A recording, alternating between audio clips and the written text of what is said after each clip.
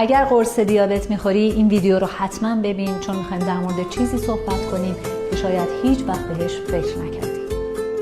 میخوایم بررسی کنیم که توی پوست دیابتی چه اتفاقی میفته.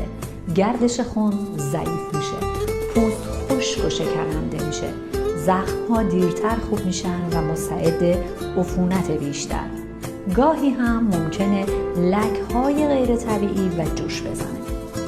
و اما راهکار استفاده از محصولات آبرسان و تسکین دهنده پوست‌های حساس و دیابتی، ماساژهای ملایم برای بهبود گردش خون و حذف سلول‌های مرده پوست بدون آسیب و اکسیژن رسانی به بافت پوست. در نهایت اگر که دیابت داری یعنی پوستت مراقبت خاص و روتین خاص میخواد، نه هر روتین عمومی.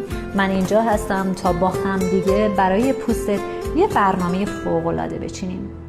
این ویدیو رو برای هر کس که دوست داری بفرست، چه دیابت داشته باشه چه نداشته باشه. اطلاعات عمومی همیشه خوبه.